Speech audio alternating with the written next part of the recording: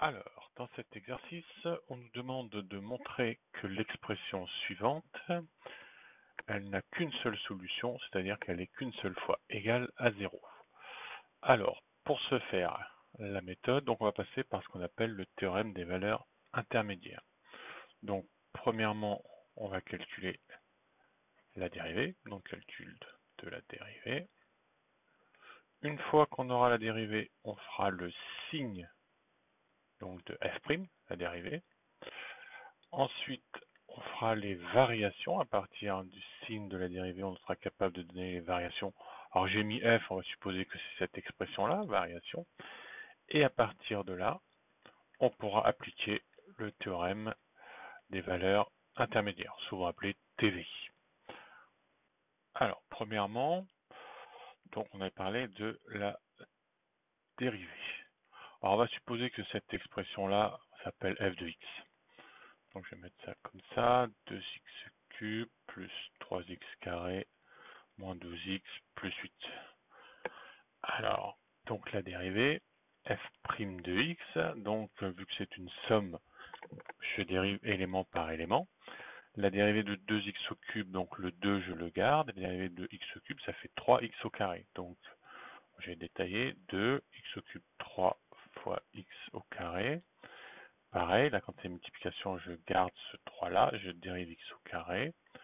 Donc 2 fois x.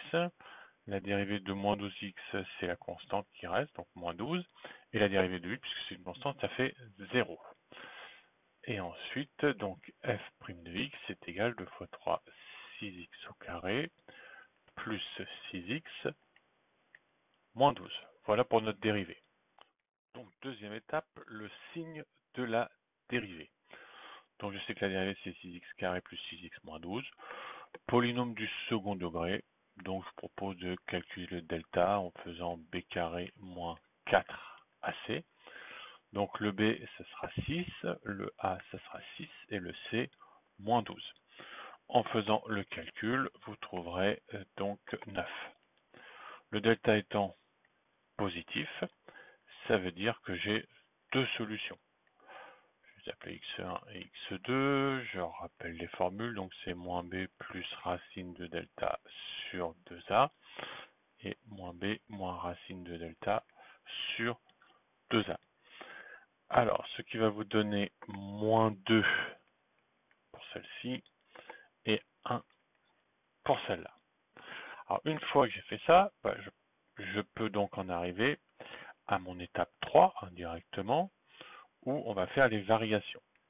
Donc, variation de f, puisqu'on l'a appelé f, de x, ou alors de l'expression 2x cube plus 3x carré moins 2x plus 8. Alors comment ça fonctionne? Le tableau de variation, on va le faire de la façon suivante. Là, donc x, je peux mettre directement f' de x. Alors normalement, mon intervalle est entre moins 10 et 10. Moins 10 et 10. Et mes deux valeurs qui annulent ma dérivée, donc je les ai calculées ici. J'ai moins 2 et j'ai également 1. Je sais qu'ici ça s'annule et j'applique la règle qui me dit que le signe de A, donc le signe de A c'est ici, dans le polynôme du second degré, est à l'extérieur. Donc plus, moins et plus. Et une fois que j'ai fait ça, donc ça c'était f', le signe de la dérivée, je peux faire les variations de f. Quand la dérivée est positive, la fonction est croissante. Quand la dérivée est négative, la fonction est décroissante. Et quand elle est positive, la fonction est croissante. Et là, j'ai trouvé les variations de f de x. Alors maintenant, à l'aide du théorème des valeurs intermédiaires, je vais montrer que cette expression est égale à 0 une seule fois sur l'intervalle moins 10, 10. J'ai ici synthétisé tous les résultats qu'on a trouvés précédemment en rajoutant les images dans mon tableau. C'est-à-dire que dans cette expression-là, j'ai remplacé le x par moins 10 pour voir quelle était son image. La même chose pour moins 2, la même chose pour 1 et la même chose pour 10. Et alors, qu'est-ce que j'en déduis? Je vais commencer par cet intervalle-là. Donc, quand x appartient à l'intervalle moins 10, moins 2. La fonction f de x est continue, c'est-à-dire qu'elle existe toujours et il n'y a pas besoin de lever son stylo pour la tracer. Et elle est strictement croissante. On voit bien, elle monte tout le temps.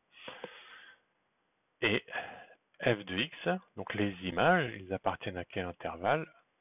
Moins 1572, 28. Donc ça veut dire que je pars d'un nombre négatif pour aller à un nombre positif.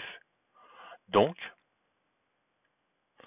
d'après le théorème des valeurs intermédiaires, il existe une unique solution telle que f de x soit égal à 0. Puisque quand vous avez un nombre négatif à un nombre positif, vous passez forcément, alors je ne sais pas à combien, mais vous passez forcément une fois par 0. Voilà. Après, il faut faire la même chose quand, alors, x appartient à l'intervalle, alors moins 2, 1, la logique ce serait, alors je vais peut-être pas tout écrire, mais moins 2, 1.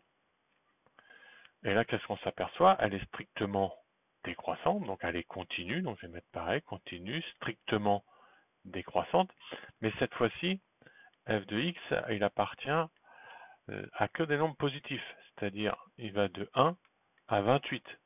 Donc f de x égale 0, pas de solution, puisque je reste toujours dans les nombres positifs. Et là, ça sera la même chose, donc on mettra quand x appartient à l'intervalle 1, 10, f de x lui appartient à l'intervalle 1, 2188, donc toujours positif, donc elle ne passera jamais par 0. Donc la conclusion, elle est ici, ça n'arrive qu'une seule fois, f de x égale 0, ou vous réécrivez l'expression, hein, admet une solution unique sur moins 10. Et en fait, on pourrait même simplifier, elle est entre moins 10 et moins 2.